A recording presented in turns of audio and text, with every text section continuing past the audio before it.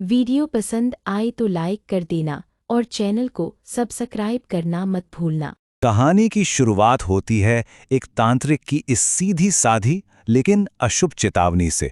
ये शब्द रागिनी नाम की एक जवान लड़की से कहे गए थे और यही शब्द आने वाले उस खौफनाक अंजाम का पहला इशारा थे, उस तबाही का जो किसी गलत इच्छा के पीछे जाने से होती है।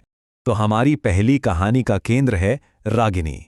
उसके दिल में अपने जीजा विक्रम से शादी करने का एक ऐसा जुनून सवार था कि उस जुनून ने उसे सही गलत की हर सीमा के पार एक ऐसे अंधेरे रास्ते पे धकेल दिया जहां से वापसी मुमकिन नहीं थी। विक्रम को किसी भी कीमत पर पाने की इस धुन में रागिनी ने हर सलाह, हर चेतावनी को नजरअंदाज कर दिया और उसकी ये तलाश उसे एक तांत्रिक बाबा के पास ले गई। एक ऐसा इंसान जो खबीस को बुलाना जानता था, एक ऐसी शक्ति जिसके साथ किया गया कोई भी सौदा सीधे सीधे अपनी आत्मा को बेचने जैसा ही था। अब देखिए, खबीस को बुलाने की यह साधना कोई बच्चों का खेल नहीं थी।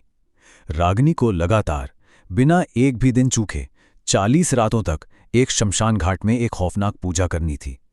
ये कोई प्रार्थना नहीं थी, बल्कि एक शैतानी शक्ति को खुश करने का अनुष्ठान था, जिसकी हर शर्त खौफ से भरी थी। 40 रातें पूरी हो गईं, साधना सफल भी हो गई और खबीस जाग गया। लेकिन हर इच्छा की एक कीमत चुकानी पड़ती है ना? और रागिनी को जो कीमत देनी पड़ी वो उसकी सोच से कहीं कहीं ज्यादा भयानक थी।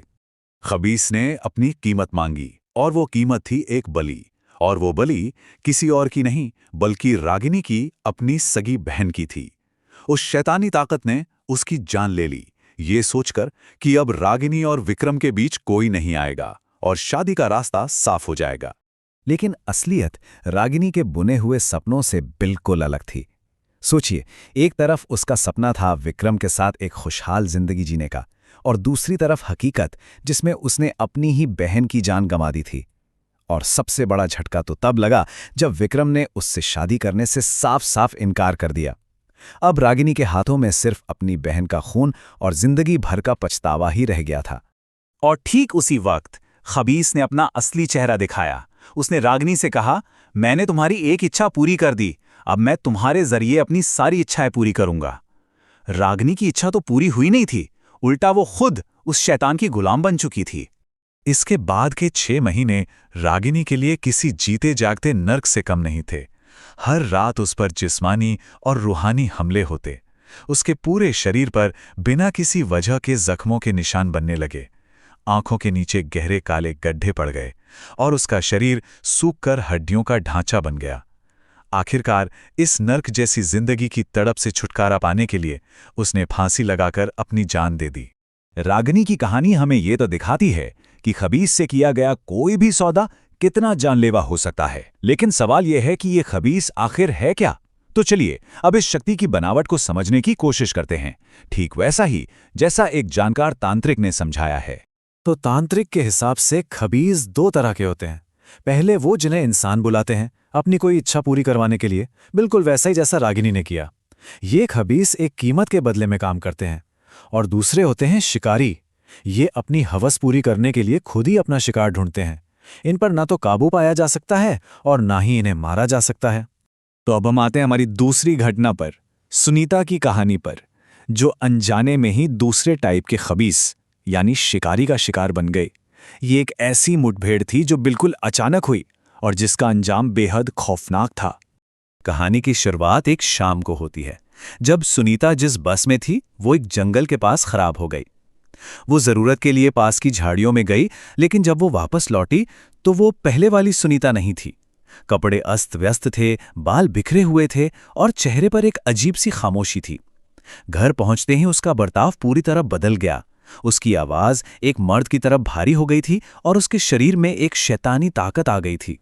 सुनीता के पति राजेश ने घबराकर मदद के लिए एक तांत्रिक को बुलाया, इस उम्मीद में कि शायद कोई रास्ता निकल आए, लेकिन उन्हें इस बात का अंदाजा तक नहीं था कि वो एक ऐसी लड़ाई में उतर रहे हैं जिसे जीतना नामुमकिन था। तांत्रिक ने जो सच बताया वो बेहद भयानक था। उस शिकारी खबीस ने सुनीता के साथ एक जिस्मानी रिश्ता बना लिया था और इसका मतलब साफ था कि अब उसे सुनीता के शरीर से अलग नहीं किया जा सकता था। अगर खबीस को मारने की कोशिश की जाती तो सुनीता की भी मौत तय थी। अब राजेश के सामने एक ऐसा मुश्किल चुनाव था जिसकी कोई कल्पना भी नहीं कर सकता।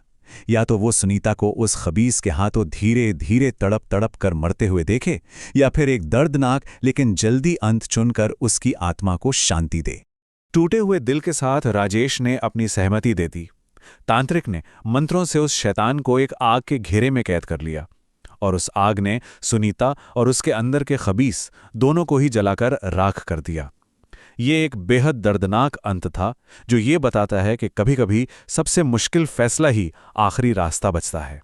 भले ही उस एक खबीस का अंत हो गया, लेकिन इस कहानी के स्रोत में कही गई ये आखिरी बात रोंगटे खड़े कर देती है कि वो अपनी हवस से कभी मुक्त नहीं होता।